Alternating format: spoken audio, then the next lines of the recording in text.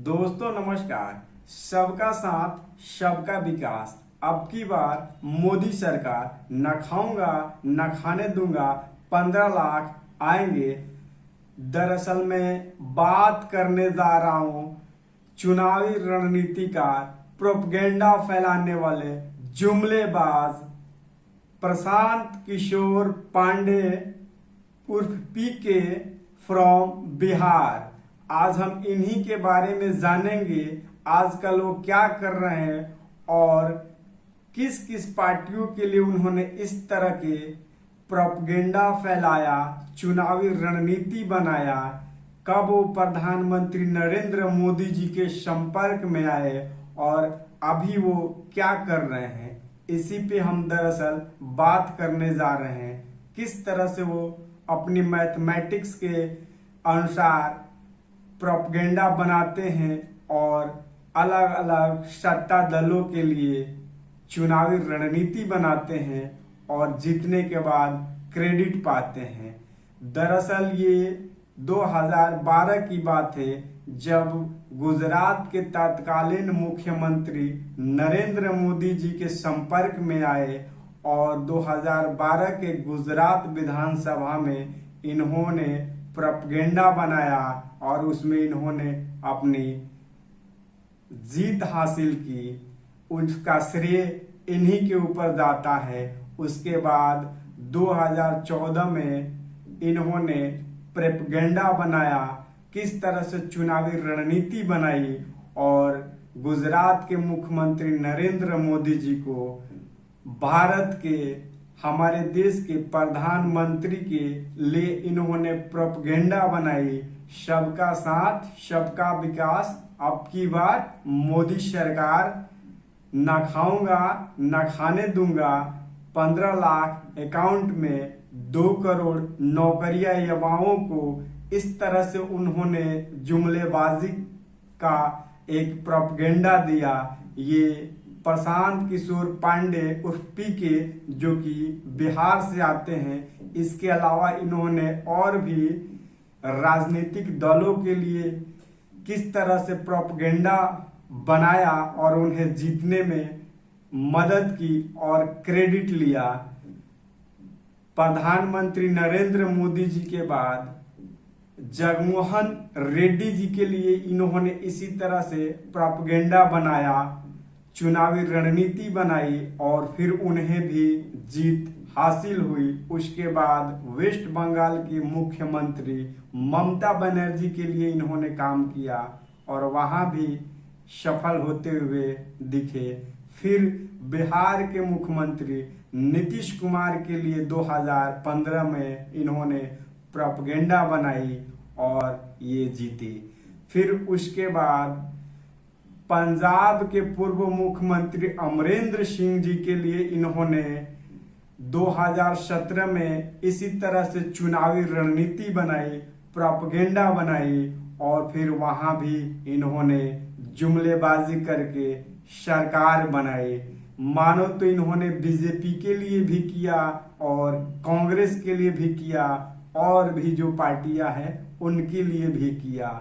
ये एक तरह से प्रोपगेंडा बनाने वाले प्रशांत किशोर पांडे उर्फ पीके हैं और इनकी कंपनी आईपैक जो है ये इनके लिए प्रचार करती है, उन सत्ताधारियों के लिए प्रचार करती है जिनके लिए ये काम करते हैं। आज के डेट में अभी अभी जो खबरें आई कि ये बिहार के धरती यानी बिहार से ये आते हैं, सासाराम से आते हैं और इनकी जो प्राथमिक शिक्षा हुई वो बक्सर में हुई और अब कुछ समय से ये दिल्ली रहते हैं और वो लंबे समय से अभी बिहार जन सुराग यात्रा उन्होंने एक अपना भ्रमण किया। उसके बाद अभी अभी इन्होंने जो अनाउंसमेंट किया कि 2 अक्टूबर को ये अपनी पार्टी बनाने जा रहे हैं और अगला विधानसभा जो है उसमें अपना ये प्रोपगेंडा बनाएंगे और इसी तरह से अपनी पार्टी को कहां तक ये ले जाते हैं इसे भी देखना होगा। क्योंकि एक तरह से कहा जाता है कि ये जो भी प्रोपगेंडा बनाते हैं चुनावी रणनीति बनाते हैं। हम इसलिए इनको जुमलाबाजी कहते हैं कि किस तरह से प्रधानमंत्री नरेंद्र मोदी जी इन्हीं के बनाए हुए जुमलेबाजी में 2 करोड़ नौकरियों का वादा दिया, वो जुमला कहीं साबित हो गया। फिर उसके बाद जो 15 लाख का इन्होंने अनाउंसमेंट किया, जो कि 2014 के लोकसभा इलेक्शन में प्रधानमंत्री नरेंद्र मोदी जी घूम घूम के देश में प्रचार किया, वो भी एक जुमलाबाज निकला। और यहाँ तक कि सबका साथ सबका विकास, ये भी एक जुमलाबाज निकला। किस तरह से देश में हमारे बेरोजगारी फैली हुई है, एक जो कि महंगाई चरम सीमा पे है और बेरोजगारी यहाँ तक है कि युवा भटक रहे हैं। और यहाँ तक कि किस तरह से देश में अभी जो देश के नीट के स्टूडेंट है वो किस तरह से प्रदर्शन कर रहे हैं, और यहाँ तक कि अपोजिट पार्टियों को किस तरह से सीबीआई, ईडी इस सब को लेकर के एक देश के अंदर किस तरह से हालात हैं, ये इसी प्रोपेगेंडा के वजह से हुआ है। यदि इस तरह से प्रोपेगेंडा नहीं होता, चुनावी रणनीति नहीं होती, और ना ही इस तरह से लोगों के बीच में ये प्रोपेगेंडा आता, लोगों का दिलों और दिमागों पे आता, और फिर इस तरह से हालात होते कि ये प्रशांत किशोर वही है।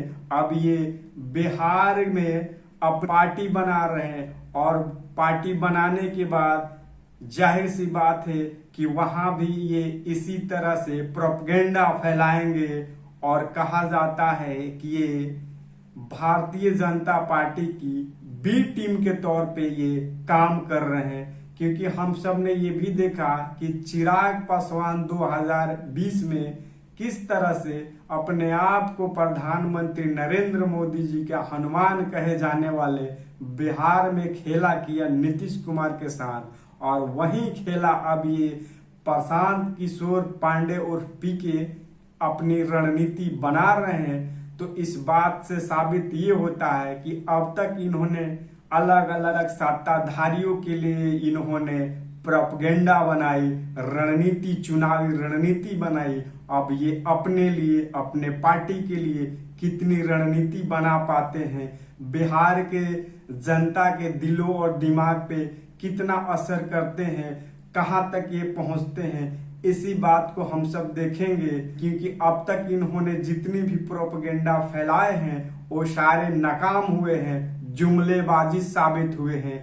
और उसी जुमलेबाजी को लेकर के अब ये बिहार के जनता को प्रोपेगेंडा के लेकर के चुनावी रणनीति, प्रोपेगेंडा लेकर के, जुमलेबाजी लेकर के मैदान में उतरने वाले हैं 2025 के विधानसभा में।